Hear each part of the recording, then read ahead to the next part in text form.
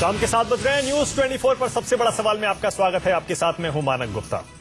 असहिष्णुता के नाम पर आज कांग्रेस पार्टी के सभी बड़े नेताओं ने संसद भवन से राष्ट्रपति भवन तक मार्च निकाला और राष्ट्रपति प्रणब मुखर्जी से मिलकर मोदी सरकार की शिकायत की। कांग्रेस के 11 नेताओं ने राष्ट्रपति को ज्ञापन देकर कहा है कि मोदी सरकार सांप्रदायिक आधार पर देश को बांट रही है, वोटों के लिए भारत की बलि चढ़ा रही है, भय का माहौल बना रही है। बीजेपी के वेंकैया नायडू इस पर कहते हैं ये जोक ऑफ द डेकेड है, यानी 10 साल का सबसे बड़ा मजाक। बीजेपी कह रही है कांग्रेस को लोकसभा चुनाव की हार अब तक हजम नहीं हुई है और आज का ये मार्च कांग्रेस का बौखलाहट मार्च है। वित्त मंत्री अरुण जेटली भी आज मीडिया के सामने फिर से आए और बोले देश में सब ठीक चल रहा है और असहिष्णुता की अफवाह फैलाकर देश का माहौल और सरकार की छवि दोनों को खराब करने की कांग्रेस की यह साजिश है। इसीलिए आज का सबसे बड़ा असहिष्णुता पर सोनिया का मार्च क्या खांटी सियासत है? कांग्रेस को असहिष्णुता पर बोलने का क्या हक नहीं है? जेटली को क्यों लगता है देश में सब ठीक ठाक है? इसी पर होगी बहस, लेकिन पहले देखिए सोनिया का मार्च। देश का माहौल खराब है। इस मुद्दे पर मोदी सरकार के खिलाफ आज कांग्रेस अपनी पूरी पलटन के साथ सड़क पर उतर आई। सोनिया गांधी और राहुल गांधी के नेतृत्व में आज कांग्रेस के सभी दिग्गज नेता मार्च निकालकर राष्ट्रपति के दर पर पहुंचे। माननीय राष्ट्रपति जी ने अपने विचार प्रकट किए हैं, लेकिन प्रधानमंत्री जी खामोश रहे, जो इस बात को साफ तौर पर दर्शाता है कि उनकी इन सब घटनाओं से सहमति है। क्यों ये मार्च हो रहा है? हिंदुस्तान आगे बढ़ रहा है और सोनिया जी और कांग्रेस के कार्यकर्ता बौखलाहट में मार्च कर रहे हैं। सवाल ये है कि कांग्रेस के इस मार्च के मायने क्या है? इसमें कोई दो राय नहीं है कि पिछले कुछ दिनों से कांग्रेस हाशिए पर रही है। विवादित मुद्दों में नाम उछलने के बाद कांग्रेस को अपनी मौजूदगी दिखाने के लिए मोदी सरकार को घेरने के लिए बढ़िया मौका था। यही वजह रही कि असहिष्णुता के मुद्दे को भुनाने में कांग्रेस ने देर नहीं की। कि देश में पूर्ण शांति है, सद्भाव की भावना, सद्भाव का माहौल है और ये कभी देश इंटॉलरेंट रहा नहीं है और कभी रहेगा नहीं। The Reserve Bank has said it, the President has said it, people have given up their prizes and the Prime Minister and his Finance Minister believe that nothing is going on in the country. They think everything is fine.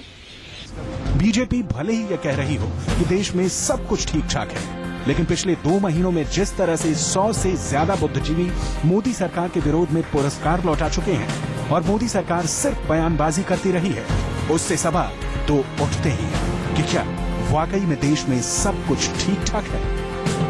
Raman Kumar, Delhi, news 24। आज का सबसे बड़ा सवाल असहिष्णुता पर सोनिया का मार्च क्या खांटी सियासत है? कांग्रेस को असहिष्णुता पर बोलने का हक क्यों नहीं है और जेटली को क्यों लगता है देश में सब ठीक ठाक है? इसी पर बहस करने के लिए बीजेपी से डॉक्टर सुधांशु त्रिवेदी मेरे साथ हैं, कांग्रेस से मेरे साथ प्रवक्ता प्रदीप जैन हैं, जेडीयू से वरिष्ठ नेता केसी त्यागी साहब हैं और यहां स्टूडियो में मौलाना मकसूद उल हसन कासमी साहब हैं, चेयरमैन ऑल इंडिया इमाम काउंसिल, और हमारे पॉलिटिकल एडिटर रमन कुमार भी हमारे साथ इस बहस में शामिल है। सुधांशु जी, पहला सवाल आपसे है। सुधांशु जी, क्या कांग्रेस को हक नहीं है ये मार्च निकालने का? असहनशीलता का पूरा माहौल जो देश में बना हुआ है उसको उठाने का? आपके नेता मजाक क्यों उड़ा रहे हैं कि ये मार्च नहीं है, जोक ऑफ द डेकेड है? सुधांशु जी, सबसे बड़ी विपक्षी पार्टी इतना गंभीर मुद्दा उठा रही है, राष्ट्रपति के पास लेके जा रही है और उसका आप कह रहे हैं ये मजाक है, ये जोक ऑफ द डेकेड? मानक जी, बिल्कुल आपने सही कहा, हर व्यक्ति को अपना हक है, परंतु यह इस बात से तय होता है कि क्या किया जा रहा है और कौन कर रहा है। राजनीति में दोनों का महत्व होता है। आज जो कुछ चीजों को लेकर वो मुद्दा बना रहे हैं, आप देश को चला चुके हैं 60 साल तक। तथ्यों को देखकर बात करिए। दादरी का इंसिडेंस हुआ है, दादरी की इंसिडेंस पे तत्काल हमारी होम मिनिस्ट्री ने रिपोर्ट मांगी है और जो कुछ प्राइमा फेसिया रिपोर्ट दी है उत्तर प्रदेश सरकार ने, उसने क्या कहा है? उसने उसको सांप्रदायिक माना है? नहीं माना है। बीफ का उल्लेख किया है? नहीं किया है। सुनियोजित हत्या तक का उल्लेख नहीं किया है। तो भाई आप किस बेस के ऊपर रिएक्ट कर रहे हैं? पहले तो आपको रिएक्ट करना चाहिए था यूपी सरकार को। रिपोर्ट ये है और रिएक्शन ये है। अब आप आइए, कर्नाटक में कलबुर्गी जी की हत्या हुई, बताए कांग्रेस की सरकार है क्या कार्रवाई की है, कितने लोगों को गिरफ्तार किया है? कुछ नहीं, शून्य। रिएक्शन दिल्ली की सरकार पर। दाभोलकर जी की हत्या हुई है महाराष्ट्र में, तब कांग्रेस की भी सरकार थी, केंद्र में भी और महाराष्ट्र में भी। बताएं उस एक साल में क्या कार्रवाई की थी? कुछ नहीं। यहां तक कि जिस सनातन संस्था के ऊपर यह आरोप था उसके बारे में खुद शिंदे जी का बयान है कि महाराष्ट्र के मुख्यमंत्री सीरियस नहीं थे, वरना वो मुझसे बात करते प्रतिबंध लगाने के लिए। अगर कार्रवाई हुई है तो गोविंद पंसारे की हत्या पे हुई, जो फरवरी 2015 में हुई। हमारी सरकार ने 6 महीने में एक आरोपी को गिरफ्तार करके कार्रवाई की। सुधांशु जी, तो हकीकत यह है और कार्रवाई यह है। अब मैं इस पे आ रहा हूं कि कौन कह रहा है। अब मैं एक बात कहना चाहता हूं, इस दिल्ली में 1739 के नादिर शाह के कत्लेआम के बाद सबसे बड़ा कत्लेआम हुआ तो 84 में सिखों का।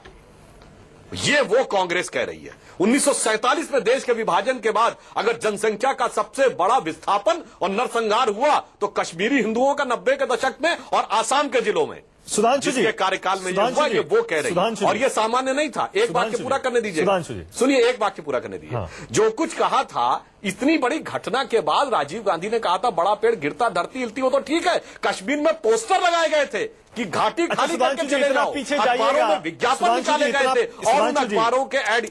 भाई उस दौर में नहीं लगा था कि देश का माहौल खराब हो रहा है, और आज जब कुछ भी नहीं हुआ, तथ्यों पे आप कुछ नहीं। अच्छा, एक बात बताइए सुधांशु जी, सुधांशु जी एक बात बताइए, तब आपको लगता अगर आप कह रहे हैं ये प्रोपेगेंडा है तो साफ देखता। अगर आप कह रहे हैं प्रोपेगेंडा है तो आप प्रोपेगेंडा की लड़ाई हार गए हैं, आप ये मान रहे हैं? देश में ये माहौल तो बन ही गया है कि माहौल खराब है, आप प्रोपेगेंडा में कांग्रेस से पिछड़ गए। मानक जी, आप नहीं, अनेक टीवी चैनलों पर जो पोल ओपिनियन लिए जा रहे हैं कि कौन देश का माहौल खराब कर रहा है, कांग्रेस और लेफ्ट या भाजपा, उनके परिणाम देख लीजिए, सामने है। प्रोपोगंडा हमेशा इन्होंने किया है, पिछले 7 साल से कर रहे हैं। आपके नेताओं ने जो इतनी धमकी भरे माहौल, इतनी धमकियां दी, चाहे बीफ का मुद्दा हो, लव जिहाद का मुद्दा हो, घर वापसी का मुद्दा हो, इतने तमाम तरह के भड़काऊ बयान दिए। आप ये कह रहे हैं सुधांशु जी, प्रैक्टिकली स्पीकिंग आप ये कह रहे हैं आपके नेताओं ने जो भी भड़काऊ बयान दिए, जनता पर, माइनॉरिटीज पर उनका कोई असर नहीं हुआ। आप यही कह रहे हैं ना? माहौल ठीक है, जो बयान दिए उनका कोई असर नहीं हुआ। जिन जिन नेताओं ने बयान दिए, देखिए, जिन नेताओं ने बयान दिए, हमारे शीर्ष स्तर से उसकी भर्त्सना की गई, खंडन किया गया। और ये वो नेता हैं जो धार्मिक गुरु पहले हैं और ये बाद में थे, जिनको आप फ्रिंज एलिमेंट करते हैं। मगर आप बताइए, फिर वो कांग्रेस कह रही है अफजल गुरु के समर्थन में गुलाम नबी आजाद जी ने आके यहाँ पे क्षमा याचना की गुहार लगाई, वो फ्रिंज एलिमेंट थे। अच्छा, ठीक है, शशि थरूर ने बोला, मणिशंकर अय्यर ने बोला, दिग्विजय सिंह ने बोला। ठीक है, आप बताइए, उनको उनके बाद तो खंडन तक नहीं किया कांग्रेस। अच्छा, ठीक है, हम भटक जाएंगे, वापस मुद्दे पर आ रहा हूँ। प्रदीप जी आपके पास आ रहा हूँ। आंखों में आंसू आ गए बटाला हाउस इनकाउंटर पे। ठीक है जी, फ्रिंज एलिमेंट है क्या? ठीक है सर। प्रदीप जी जरा ये बताइए, प्रदीप जी, मेरे पास तारीखें भी हैं और आपको भी पता होगा। 20 फरवरी 2015 पंसारे जी की हत्या हुई थी, फरवरी में 9-10 महीने हो गए। 30 अगस्त कलबुर्गी जी की हत्या हुई थी। 28 सितंबर दादरी कांड हुआ था। आज जाके ये मार्च क्यों निकाला जा रहा है प्रदीप जी? इसकी टाइमिंग पर सवाल उठ रहे हैं। क्या ये खांटी सियासत नहीं है? ये बिहार चुनाव का आखिरी दौर है। मानक जी, बिल्कुल मानक जी, मैं पहले तो ये कहना चाहूंगा भारतीय जनता पार्टी पे कि 900 चूहे खाके बिल्ली हज को चली। आज भारतीय जनता पार्टी का डीएनए नाथूराम गॉडसे के डीएनए से मिलता हुआ है। आप पे नहीं हो रहा। आप देखिए, कलबुर्गी के ऊपर जो कार्रवाई, जो कलबुर्गी की हत्या हुई, उस पर कार्रवाई चल रही है। आज केंद्र में आपकी सरकार है और निश्चित रूप से जो साहित्यकार आज पदक लौटा रहे हैं, उन्होंने, नारायण मूर्ति जी ने दिसंबर 2014 में आपके नरेंद्र मोदी और सरकार की तारीफ की थी। आज जब वो आपके सही आलोचना करने लगे, आरबीआई के आप मेरे सवाल का जवाब नहीं दे रहे प्रदीप जी। केंद्र के प्रदीप जी, मेरा सवाल है कि ये मार्च आज क्यों निकाला जा रहा है? अगस्त में क्यों नहीं हुआ जब कलबुर्गी जी की हत्या हुई थी? दादरी कांड के कुछ दिन बाद क्यों नहीं हुआ? अब जाके नवंबर में क्यों निकाला जा रहा है ये मार्च? मानक जी, एक हत्या हुई और हत्या के बाद पूरे देश के अंदर एक माहौल बना, और आज जिस तरह से एक देखने में लगता है कि 125 करोड़ लोगों की जनता का प्रतिनिधित्व करने वाले प्रधानमंत्री मौन है, हर बात पे ट्वीट सर, आप जिन भड़काऊ बयानों की बात कर रहे हैं प्रदीप जी, वो भी बंद हो गए, उनको भी हफ्ते हो गए, बंद हुए उन बयानों को भी। आज आप मार्च निकालकर क्या कहना चाह रहे हैं? आप देखिए ना, अभी नितिन गडकरी जी ने महाराष्ट्र में क्या बोला था कि मैं पदक लौटाने वालों के साथ कार्रवाई करना जानता हूं। अरुण जेटली जी ने परसों बोला है। आज महेश शर्मा का स्टेटमेंट भी 3-4 दिन पहले हम लोग इस प्रतीक्षा में रहे कि हमारे बाचाल प्रधानमंत्री जी बोलेंगे। प्रधानमंत्री जी लगातार बोलते हैं, प्रवचन देते हैं, मजमा लगाते हैं, लेकिन जिस संविधान से देश बना है उसके अनुच्छेद 19 में सारे जाति धर्म संप्रदाय आप के एक बात लोगों को बताइए रहने का हक है। प्रदीप जी मुझे जी, बाकी मेहमानों के पास भी जाना है। जरा जी। ये बताइए आप कौन कौन सी घटनाओं का जिक्र कर रहे हैं? आप पंसारी जी की हत्या कह रहे हैं, आप कलबुर्गी जी की हत्या कह रहे हैं और आप दादरी कांड कह रहे हैं। इसके अलावा और क्या कह रहे हैं आप, या इन नेताओं के भड़काऊ बयान? निश्चित रूप से इसके आप देखिए, लाइन से देखिए, मध्य प्रदेश में भारतीय जनता पार्टी की हम बता रहे हैं ना, उस पर कार्रवाई चल रही है और इनके पास सीबीआई है, केंद्र का होम मिनिस्ट्री है, वो उनसे पूछ सकते हैं। दूसरे के अपराध गिनाने से इनके अपने गुनाह कम नहीं हो जाते। ये बताइए, हुए कल की बात मेरे सवाल पूछने का प्रदीप जी मकसद ये है कि जेटली जी कह रहे हैं कोई असहिष्णुता का माहौल नहीं है, सब ठीक ठाक चल रहा है, सब आपस में मिलजुल के रह रहे हैं, सदभाव का माहौल है। जी, आप बना रहे हैं इस तरह की बातों से कि देश में माहौल खराब है। माहौल आप खराब कर रहे हैं। देखिए मानक जी देखिए, हरियाणा के अंदर दलित मारे गए और उस पर इनके मंत्री क्या बोलते हैं। मध्य प्रदेश में एक दलित बच्चा एक मंत्री से 1 रुपए मांगता है, उसमें इतनी कस के लात मारी जाती है। पूरे देश के अंदर इस तरह की घटनाएं उठाएंगे तो आपकी सरकारें जहां चल रही है प्रदीप जी, वहां की भी बहुत सारी घटनाएं आ जाएंगी। इस तरह की घटनाएं तो बहुत हर राज्य में होती है। 125 करोड़ का देश है। मैं ये नहीं कह रहा हूं छोटी घटना है, लेकिन अगर आप उसको इंटॉलरेंस से जोड़ेंगे तो आपके राज्यों की भी घटनाएं आ जाएंगी उसमें। अच्छा, आप बताइए, आप देश के 125 से ज्यादा साहित्यकार पदक लौटा रहे, जिनको नोबेल पुरस्कार मिला। तो मतलब 125 से 150 लोग 125 करोड़ लोगों के बारे में ये तय कर रहे हैं कि माहौल खराब है। क्यों त्यागी जी, कैसी त्यागी जी, क्या 150-200 लोग मिलकर ये तय कर सकते हैं कि 125 करोड़ के देश में माहौल खराब है? मानक जी, संविधान की प्रस्तावना में जो उल्लेख है उसमें विचार, अभिव्यक्ति, विश्वास, धर्म और उपासना की स्वतंत्रता है और आज ये पांचों चीज जो हैं दांव पे लगी हुई हैं। राष्ट्रपति के मुताबिक 5000 साल की जो हमारी संस्कृति है उसके इतना लंबी जो उम्र हुई है उसकी वजह सिर्फ और सिर्फ सहिष्णुता है। उन्होंने भी इस पे चिंता व्यक्त की है। सवाल 150 या 200 का नहीं है। मैं अपने मित्र सुधांशु जी को बताना चाहता हूं कि जब हम जयप्रकाश नारायण जी के आंदोलन में थे तब भी पदक लौटाए गए थे, तब भी साहित्यकारों ने चिंता व्यक्त की थी। और बड़े नाम में 5 पढ़ के सुनाता हूं। फणीश्वरनाथ रेणु, बाबा नागार्जुन, जिन्होंने इंदिरा जी को संबोधित किया था, इंदू जी क्या हुआ आपको, सत्ता के नशे में भूल गई बाप को। तब तो इन्होंने नहीं कहा कि बाबा तुम ऐसी कविताएं क्यों कर रहे हो।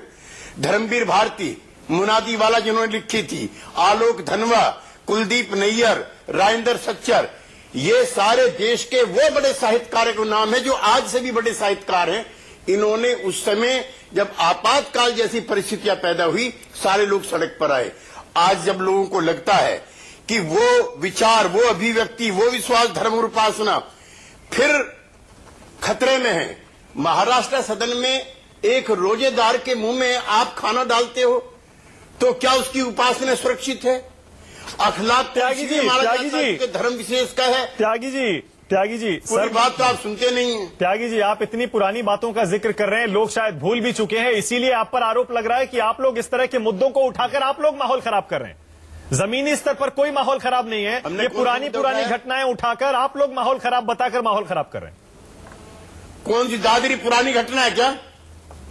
दादरी पुरानी नहीं, आप रोजेदार की बात कर रहे थे, जिस रोजेदार के मुंह में रोटी डाली गई थी। मैं उस घटना रोजेदार की पिछले साल की घटना है जी, पिछले साल की घटना है जी, और ये कोई मामूली घटना नहीं है। हाँ। आपकी संवेदनाएं हटनी होती है। अगर आपको आपके नवरात्रों के दौरान कोई आदमी आपके मुंह में मीट डाल दे, आपको कैसा लगेगा? आप छोटी घटना कह रही हैं? मतलब आप कांग्रेस के मार्च की टाइमिंग को सही मान रहे हैं? कांग्रेस के मार्च की टाइमिंग को त्यागी जी सही मान रहे हैं? आज कोई दिक्कत नहीं है उसमें, आज जो मार्च निकाली है सोनिया राहुल गांधी ने। मानक जी, आप सुनेंगे तो मैं अपनी बात कहूंगा जी। कांग्रेस पार्टी का, हमारा और भाजपा का वोटों का लालच हो सकता है, लेकिन जो साहित्यकर्मी सड़क पर आए हैं, साहित्य अकादमी के थे कलबुर्गी साहब, जब उनकी हत्या हुई एक भी साहित्य अकादमी की मीटिंग नहीं हुई। तो कृष्णा सोबती को भी आप कह देंगे ऐसी, कुंवर बेचैन भी ऐसे हो जाएंगे, उदय प्रकाश भी ऐसे हो जाएंगे। त्यागी जी बहुत बढ़िया बात कह रहे हैं हो जाएंगे। आप कह रहे हैं वोटों का लालच है ये कांग्रेस की मार्च आज की, यही कह रहे हैं आप? बीजेपी को भी मैंने कहा है, उसका तो छोड़ दे रहे हैं आप। नहीं ठीक है, हमारा बीजेपी का और कांग्रेस का ठीक है, वोटों का लालच हो सकता है, लेकिन साहित्यकारों का कोई ठीक है, बहुत बढ़िया, बहुत बढ़िया। इसलिए अगर वो सड़क पे आए हैं हाँ। तो दिस इज नॉट मैन्युफैक्चर्ड, ठीक है, जो आपके देश के वित्त मंत्री कह रहे हैं। ठीक है, ठीक है। अरुण जेटली साफ साफ कह रहे हैं कि देश में माहौल कोई खराब नहीं है, सब ठीक ठाक है। पढ़ के सुना देता हूं। जेटली जी कह रहे हैं देश में शांति और सद्भाव का माहौल है, भारत न कभी असहिष्णु था न कभी होगा, भारत शांतिपूर्ण सह अस्तित्व के लिए एक उदार लोकतंत्र है। कासमी साहब आपके पास ही आ रहा हूं, केवल बयानबाजी करने से असहिष्णुता का माहौल नहीं बनेगा। कहां है असहिष्णुता? देखिए कासमी जी आप बताइए, क्योंकि आप तो माइनॉरिटीज के एक तरह से नेता कहे जा सकते हैं। देखिए आप अभी अरुण जेटली जी की बात कर रहे थे, सुधांशु मित्तल जी कह रहे थे, त्रिवेदी जी कह रहे थे, उन्होंने उत्तर प्रदेश की मिसाल दे दी और कर्नाटक की मिसाल दे दी, लेकिन ये भूल गए जम्मू कश्मीर में भीड़ ने और वो उसको एक लड़के को, जाहिद नाम के लड़के को सेम इसी तरह से जिस तरह से अखलाक को मारा है उसको भी मारा। वो कहेंगे प्रशांत पुजारी को मारा, उसको भी फिर आप गिनिए। प्रशांत पुजारी कर्नाटक में एक व्यक्ति था जो गौ हत्या के खिलाफ आंदोलन चला रहा है, मानक जी ये उसकी भी हत्या की है, आपको वो भी गिनाना पड़ेगा। किया जा रहा है, उसके बारे में किसी ने कुछ बोला? सुधांशु जी मैंने बात पूरी नहीं की, मुझे बोलने दीजिए प्लीज, बनाए मेहरबानी। आप कह रहे कुछ नहीं हो रहा, हत्या की गई, मुझे बोलने दीजिए ना। ये परेशानी है कि आप बीच में बोलते हो, बात को पूरी नहीं करने देते।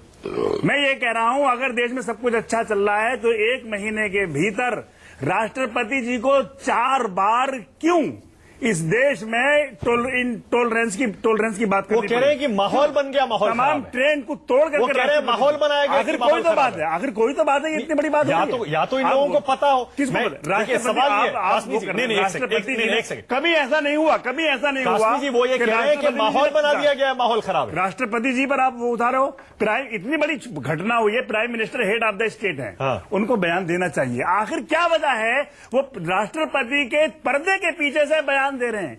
क्यों खुल करके बयान क्यों नहीं दे रहे? क्यों स्टर्न वार्निंग नहीं दे रहे? क्यों उन लोगों को पार्टी से नहीं निकाल रहे? योगी आदित्यनाथ जैसे लोगों को, जो लोग मुसलमानों को काटने की बात करते हैं, जो खत्म कर देने की बात कर रहे हैं, उन लोगों के खिलाफ एक्शन क्यों नहीं ले रहे? मतलब कांग्रेस की मार्च सही है? आप जो मार्च निकाली कांग्रेस ने, 2 चीजें हैं। मैं इसलिए कह रहा हूं इस मुद्दे को खींचना ठीक है। इस वक्त देश में ये बात सही है कि अनरेस्ट का माहौल है और इस देश में इंटॉलरेंस इस वक्त बढ़ गई है। आपको मालूम नहीं है, ये मैं सुधांशु मित्तल जी से कह रहा हूं कि सुधांशु साहब से, त्रिवेदी जी से कह रहा हूं कि आप मेरे साथ चलिए, कुर्ता पजामा और दाढ़ी लगा लीजिए और चाहे नकल लगा करके आप जरा एक कार लेकर के निकल के देखिए उत्तर प्रदेश में, किसी भी जगह मेरे साथ चलिए, सुबह शाम तक चलिए, आपको पता लग जाएगा इंटॉलरेंस है या नहीं है। चलिए ठीक है, बहुत बढ़िया, बताइए, बहुत बढ़िया। ये वो लोग बता सकते हैं, बहुत बढ़िया। कासमी साहब बहुत बढ़िया बात पहनिए, कासमी जी बहुत बढ़िया बात कह रहे हैं। जो लोग जमीन में लोगों के बीच रहते हैं, जमीन पर, वो बता सकते हैं। 150-200 लोग क्या वाकई ये तय कर सकते हैं, चाहे वो उनमें पुरस्कार लौटाने वाले हों, साइंटिस्ट हों, फिल्म मेकर हों, राइटर हों,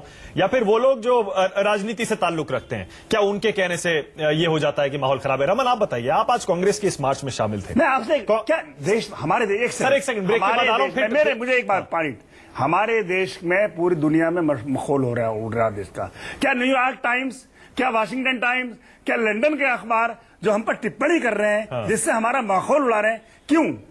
ये पहले तो नहीं हुआ। वो प्रोपेगेंडा है, वही तो वो कह रहे हैं। प्रोपेगेंडा, अगर प्रोपेगेंडा हो तो पूरी दुनिया उसके असर हो गई। कुछ तो है जिसकी पर्दादारी है, कुछ तो है जिसकी पर्दादारी है। सियासी है। कांग्रेस पार्टी राज्यसभा में सबसे बड़ी विपक्षी पार्टी है, विपक्ष के नेता का दर्जा भी मिला है गुलाम नबी आजाद को। लोकसभा में भले ही विपक्षी पार्टी का दर्जा नहीं मिला, लेकिन विपक्ष की राजनीति कांग्रेस पार्टी कर रही है। और इसलिए अगर कहें कि मार्च सियासी है तो ये कहना गलत नहीं होगा। लेकिन सबसे बड़ी बात है कि राहुल गांधी कह रहे हैं कि प्रधानमंत्री या वित्त मंत्री को क्यों लग रहा है कि माहौल सब ठीक है, क्योंकि वित्त मंत्री ने कहा कि माहौल ठीक है, प्रधानमंत्री की चुप्पी पर सवाल उठाया। इसीलिए कांग्रेस के नेता खुद भी कंफ्यूज हैं कि आखिरकार जो बात वो रख रहे हैं मीडिया के जरिए आम जनता के सामने कि प्रधानमंत्री चुप हैं, वित्त मंत्री भी चुप हैं। वित्त मंत्री ने तो आज बोला। इसीलिए सबसे बड़ी बात है कांग्रेस पार्टी को ये तय करना पड़ेगा कि आखिरकार जिस रणनीति के तहत वो इस मुद्दे को आम जनता के सामने रख रही है वो सही तरीके से रखे। जेटली जी कह रहे हैं अगर आपको राजनीतिक लड़ाई लड़नी है, इसे राजनीतिक तौर पर लड़िए। जबरन एक मुद्दा बनाना और केंद्र सरकार से इसे जोड़ना यह ठीक नहीं है। राजनीतिक कारणों से इस मामले को उठाने का कोई लाभ होने वाला नहीं है।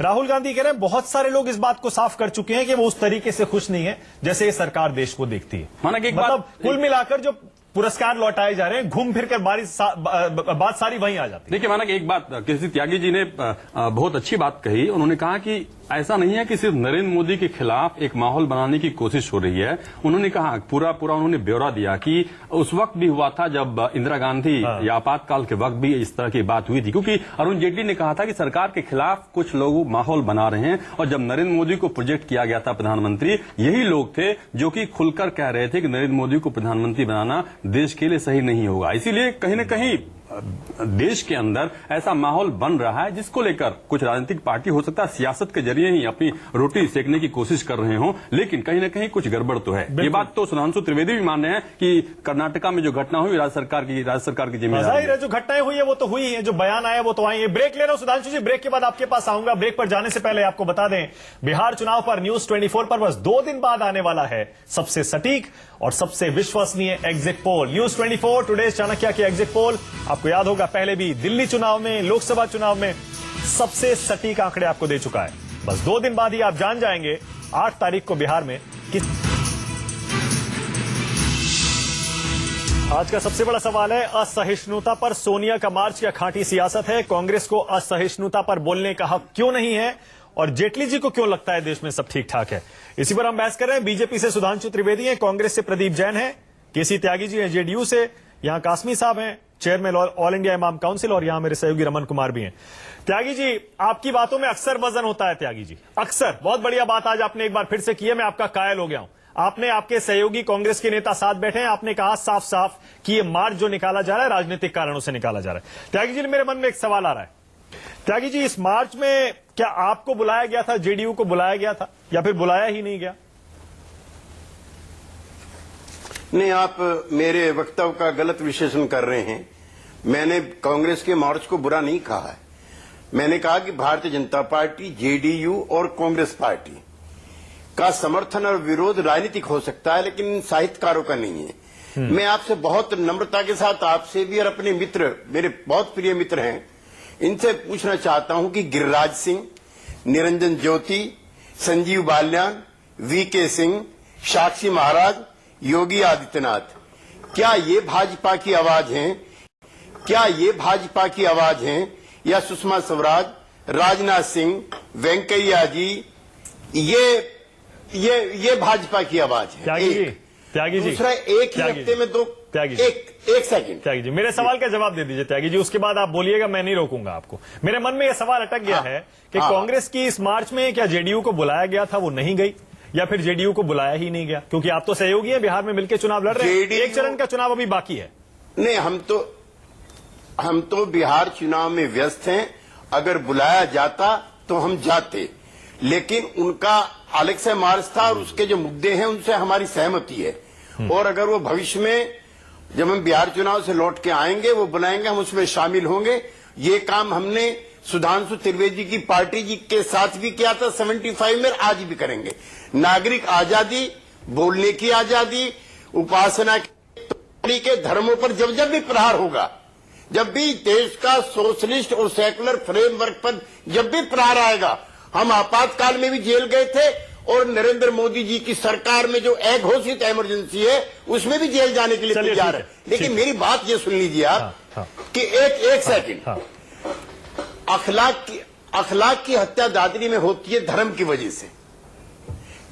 उसी दिन जो है 2 दिन बाद अखलाक की हत्या होती है। उसका बेटा कहता है, जो आर्मी में है, जो अपनी जान देने के लिए बॉर्डर पे गया हुआ है, सारे जहां से अच्छा हिंदुस्तान हमारा। 2 दिन बाद महेश शर्मा जी का जन्मदिन है, जो जाके कहते हैं कि इंसिडेंटल है, एक्सीडेंटल है।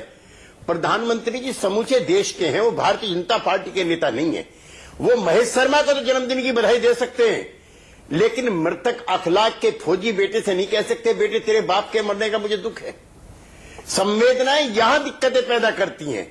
कुछ पार्टी के लोग, मैं ही नहीं कह रहा हूं पूरी पार्टी, लेकिन इन पर प्रधानमंत्री रोक क्यों नहीं लगाते?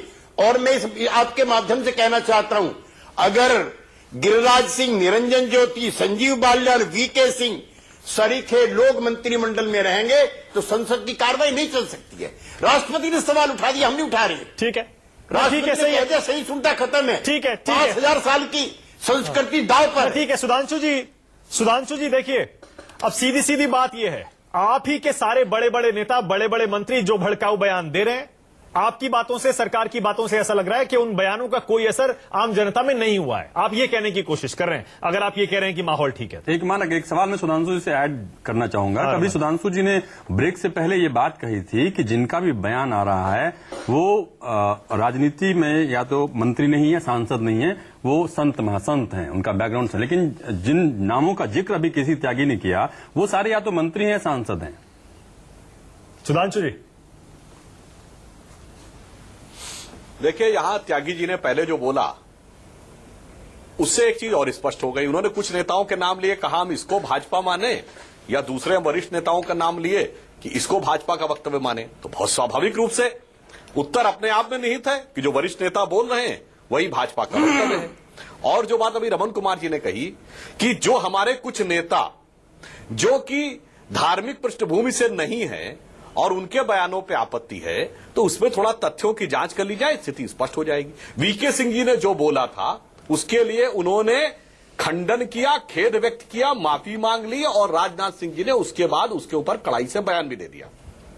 महेश शर्मा जी ने जो बोला, फिर मैं पुनः याद दिलाना चाहता हूं, उत्तर प्रदेश सरकार ने रिपोर्ट में क्या कहा है? जब कम्युनल नहीं कहा, इतना पीछे नहीं जा रहे, सुनियोजित हत्या नहीं कही, तो यह हादसा नहीं तो और क्या? सुधांशु जी, मेरे सवाल का देखिए, रिपोर्ट वही कहे, सुधांशु जी, मेरे सवाल का मतलब समझ लीजिए सर। मैं चाहता हूं कि आप पॉइंटेड जवाब दीजिए। सुधांशु जी, मेरा सवाल सीधा मैं एक बात और कहना चाहता हूं। अगर माहौल ठीक है सुधांशु जी, इसका मतलब यह हुआ आप ही के नेताओं के भड़काऊ बयानों का असर जनता में नहीं हुआ है, आप यही कह रहे हैं ना?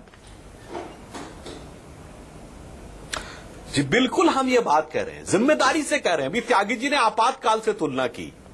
मैं पूरी विनम्रता से कहना चाहता हूं कि आपातकाल से उन्होंने तुलना करके दिखा दी, और उसके बाद आज असहिष्णुता का हमको भाषण दिया जा रहा है, जब प्रधानमंत्री को नरभक्षी, ब्रह्म पिशाच, गली का गुंडा, ये सारे विशेषण दिए जा रहे हैं। और वो सारे लोग जो पूर्व में भी यमराज, लहू पुरुष, चाय बेचने वाला, न जाने क्या क्या कह चुके हैं, इसके बाद भी आप कैसे तुलना कर रहे हैं भाई? के शब्दों का इस्तेमाल दोनों तरफ से हुआ है। उस डिबेट में जाएंगे तो कहीं और चले जाएंगे। सब कुछ इस तरह के शब्दों का इस्तेमाल दोनों तरफ से हुआ है। सुधांशु जी, एक सेकंड, हम भटक जाएंगे। नहीं, मैं दूसरी बात कह रहा हूं। मानक जी, तो मैंने कहना चाहा, वो ये नहीं कह रहा हूं आरोप प्रत्यारोप, मैं ये कह रहा हूं कि जब ये कहने की स्वतंत्रता है, तो असहिष्णुता, इससे ज्यादा क्या आप उदाहरण दे सकते हैं सहिष्णुता का? कि भाई सरकार के नेता को आप गाली बकिए और उसके बाद भी आप आराम से मार्च निकालिए, सुबह से शाम तक बैठ के टीवी के ऊपर आप गरियाइए, सारी स्वतंत्रता, फिर आप कहते हैं जी असहिष्णुता है। हमें समझ में नहीं आ रहा है ये साहब, ये कम्युनल जो चीजें हैं वो चीजें उभरती हुई दिख रही हैं। सरकारें आपकी प्रतिक्रिया न करें, गालियां आप बक ले, उसके बाद आप शांत रहे। अब एक उदाहरण में देना, सुधांशु जी एक सवाल का जवाब दे दीजिए, कहने दीजिए। अच्छा, खत्म करने दीजिए। नहीं, आप देखिए, सवाल मेरे वक्तव्य में 3 बार सवाल पूछा जा चुका, अब मैं पूछ लूं, उसके बाद आप सवाल। ठीक है, जल्दी से चलिए। देखिए, यहां पर क्या जानते क्या कहा जाता है कि साहब संतुलन किस बात का होना चाहिए कि एक केरल में प्रोफेसर टीएस जोसेफ थे जिनका हाथ काट दिया गया था। तो साहब वो तो चूंकि इस बात का शक था कि उन्होंने एक प्रश्न पूछा जो प्रोफेट मोहम्मद के लिए गलत है, उसके ऊपर कोई नहीं बोला गया। उधर यूआर अनंत मूर्ति जिन्होंने अपनी किताब में लिखा कि मूर्तियों पर पेशाब किया जाना चाहिए, उनकी किताब पब्लिश होना अभिव्यक्ति की स्वतंत्रता है। ये 2 पैमाने आप रख के चलते हैं। आप कहते हैं तब देश में माहौल ठीक था, और अगर इसके अलावा कोई दूसरी बात कही जाए तो माहौल गलत था। कासमी साहब सन 87 में आप कहते हैं, कासमी साहब जवाब देंगे। एक सेकंड, सुधांशु जी, ठीक है, आपका पॉइंट हो गया। सुधांशु जी, पॉइंट धार्मिक मामलों में राज्य सरकार हस्तक्षेप नहीं करना चाहती, और वही सन 88 में सरकार कहेगी कि राम कहां पैदा हुए ये कोर्ट तय करेगा।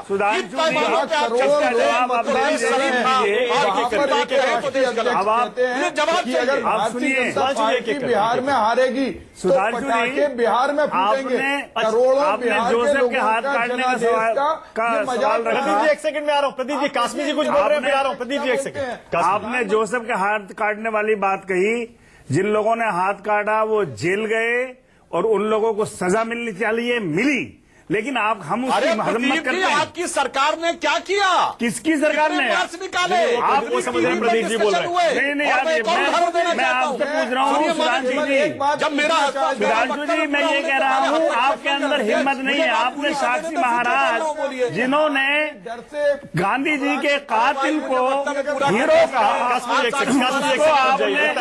एक छोटा सा शो काज नोटिस दिया, आज तक उसका कोई जवाब नहीं आया। साक्षी महाराज ने नाथूराम गोडसे को गांधी के कातिल जो सबसे बड़े टेररिस्ट था देश का, उसको हीरो बताया। वो आपकी पार्टी के लोकसभा के मेंबर हैं, आपने कोई एक्शन नहीं लिया। एक दो लोगों की जुबान बंद करने के लिए आपने एक छोटा सा शो काज नोटिस दिया, लेकिन उसका कुछ असर नहीं हुआ। सुधांशु जी जल्दी से एक वाक्य में बोलता हूं। सन 2005 में केरल की असेंबली ने, ये जवाब नहीं है, जवाब का मुख्य आरोपी है, तमिलनाडु जवाब जेल में है, आप जवाब नहीं दे रहे। उसको रिहा करने के लिए सुधांशु जी जवाब, मेरे सवाल का जवाब ये नहीं है। ठीक है, एक सेकंड रुक जाइए। मेरे सवाल का जवाब नहीं है। सुधांशु जी आप जवाब नहीं दे रहे। मेरा सेंटेंस पूरा होने दीजिए, उसमें आपका जवाब नहीं। आपने बोला, मैं पूछ रहा हूँ, आप बताइए साक्षी महाराज। सुन तो लीजिए, सुन लीजिए। मैं तो एक फैक्ट बता रहा हूँ, आप सुनना नहीं चाहते। सुधांशु जी कंप्लीट करिए जल्दी से। सुधांशु जी कंप्लीट करिए, एक सेकंड। सुधांशु जी कंप्लीट करिए। मैं ये कह रहा हूं 2005 में केरल की असेंबली ने मौलाना मदवी, जो कोयम्बटूर ब्लास्ट का मुख्य आरोपी तमिलनाडु के जेल में, उसको रिहा करने के लिए सर्वसम्मत प्रस्ताव पारित किया। कांग्रेस और कम्युनिस्ट मिलकर कॉन्स्टिट्यूशनल अपरेटस का यूज, सर्वसम्मत प्रस्ताव, एक विधायक अगेंस्ट में नहीं। अब बताइए, यहां तो पार्टी की नीति शामिल है, कोई व्यक्ति नहीं है जो आप कहें कि इसका अलग विचार था। इससे ज्यादा बड़ा इंस्टीट्यूशनलाइज सपोर्ट ऑफ टेररिज्म। हमारी डिबेट एक सेकंड रुक जाए। आप जवाब नहीं दे रहे, आप जवाब को टाल रहे हो सुधांशु जी। ठीक है, बिल्कुल सही है सुधांशु जी, जाहिर है हमेशा आप सवाल का जवाब नहीं दे रहे। सरकार है, हम लोग चुनाव मैदान से हार चुके हैं, हमारी सरकार नहीं है, आज आप सरकार में हैं। हमने कोई कार्रवाई नहीं की। कॉन्स्टिट्यूशन का मजाक उड़ाकर जो लोग प्रदीप जी को बोले, एक सेकंड प्रदीप अमित शाह से मिलकर आए, वो आकर के मजाक उड़ा रहे थे कि हमें कोई भी हमें किसी तरह की कोई वार्निंग नहीं मिली। संगीत सोम भी, योगी आदित्यनाथ भी, तमाम के तमाम मजाक उड़ा रहे थे बाहर निकलते ही कि हमें किसी ने वार्निंग नहीं मिली। अच्छा ठीक है, एक second Pradeep ji, closing comment आपको दे रहा हूँ। रमन आपके पास बाद में होगा। प्रदीप जी समय खत्म हो रहा है। प्रदीप जी एक सवाल पूछ रहा हूँ, जवाब नहीं दीजिएगा। प्रश्न पूछा है, बहुत गंभीर है। सुधांशु जी, केरल असेंबली का सुधांशु जी टाइम खत्म हो गया मेरे पास। सुधांशु जी प्रदीप जी को दे रहा हूँ थोड़ा सा टाइम। प्रदीप जी सवाल मेरा ये है, मौलाना साहब भी जवाब देने से बच रहे हैं। अरे आप जवाब नहीं दे रहे, करेंगे जो प्रस्ताव गलत था। अरे एक सेकंड सुधांशु जी, आज के मुद्दे पर आ जाते हैं, पुरानी बात उसको छोड़ दीजिए। प्रदीप जी मेरा सवाल छोटा सा है, ये इंटॉलरेंस, असहनशीलता का मुद्दा आप कब तक जिंदा रखेंगे, कब तक? क्योंकि बयान आने भी बंद हो गए, अब तो भड़काऊ बयान भी बंद हो गए, कोई घटना भी हाल में नहीं हुई है। जी मानक जी, मैं केवल दो बातें कहना चाहता हूं। पहली बात तो अटल बिहारी वाजपेयी भी सरकार में आए थे, हमने कोई मुद्दा नहीं उठाया था, उस समय माहौल नहीं था। आज अगर ये साहित्यकारों को कह रहे हैं कि ये कांग्रेस से प्रेरित हैं, तो उनकी सीबीआई जांच करा लें, सीबीआई इनके पास है। तीसरी बात, इनके प्रधानमंत्री और राष्ट्रीय अध्यक्ष, आप देखें बिहार में इनके राष्ट्रीय अध्यक्ष कह रहे हैं कि अगर भारतीय जनता पार्टी हारेगी तो पाकिस्तान में पटाखे फूटेंगे। बिहार की माटी का अपमान कर रहे हैं। प्रधानमंत्री जी कल दरभंगा में कह रहे थे कि कांग्रेस आतंकवादियों को पनाह देती है। आज निश्चित रूप से कांग्रेस मुद्दा नहीं उठाना चाहती, कांग्रेस संविधान का सम्मान करना चाहती है। ठीक है प्रदीप जी, मेरे टाइम बिल्कुल खत्म हो गया। प्रदीप जी टाइम बिल्कुल खत्म हो गया, मेरे पास माफ करिएगा, अगर भाजपा यही रोकना पड़ेगा। पाकिस्तान में पटाखे जरूर प्लीज, अगर भाजपा जीतती है। अरे काश्मीर इस तरह के बयान मत, काश्मीर इस तरह के बयान मत दीजिए। रमन क्लोजिंग कमेंट में आप मानक एक चीज जो आज के डिस्कशन का, जिन बिंदुओं पे हमने डिस्कशन शुरू किया था और डिस्कशन चल रही थी, एक बात बिल्कुल तय है कि ये मार्च में कहीं ना कहीं सियासत है, सियासत के जरिए ये मार्च की गई। लेकिन सुधांशु त्रिवेदी जी ने भी ये बात कही कि केरला में ऐसी घटना हुई, यानी कि उनका ये कहना था कि इस तरह की घटना इससे पहले भी हुई, अक्सर होती है। लेकिन सबसे बड़ी बात कि जो सवाल उठाया जा रहा है तमाम राजनीतिक दलों, खासतौर पर कांग्रेस नहीं, और रमन कांग्रेस जी, का, असेंबली का सर्वसम्मत सुधांशु जी, मैं घटना नहीं है। नरेंद्र मोदी की चुप्पी पे सवाल उठाया जा रहा है, प्रधानमंत्री की चुप्पी पे सवाल उठाया जा रहा है। ऐसी घटना पहले भी हुई है। डबल गेम ये बात आप एक बिल्कुल तरफ सही अपने कह रहे हैं। नेताओं से बयान दिलवाओ, पोलराइजेशन करवाओ, और दूसरी तरफ सरकार के जो मुखिया हैं, प्रधानमंत्री, वो इस पर चुप्पी साधे रखें और ये भी कहते रहें कि वो इस तरह के बयानों को, इस तरह की राजनीति को सपोर्ट नहीं करते। बहुत बहुत शुक्रिया आप सबका। सबसे बड़ा सवाल में आज शामिल होने के लिए सुधांशु त्रिवेदी, प्रदीप जैन, केसी त्यागी, कासमी साहब और रमन। लेकिन जाहिर है सवाल अभी भी वही है, बार बार ये जो बात कही जा रही है, देश में माहौल खराब है, माहौल खराब है, माहौल खराब है। साहित्यकार, साइंटिस्ट, फिल्म मेकर पुरस्कार लौटा रहे हैं, सारे राजनेता भी यही कह रहे हैं माहौल खराब है। लेकिन माहौल आखिर खराब है तो पता कैसे चलेगा? ऐसा लगता है कि एक बार फिर से न्यूज 24 टुडे चाणक्य को इसका भी एक पोल करना पड़ेगा, तभी पता चलेगा।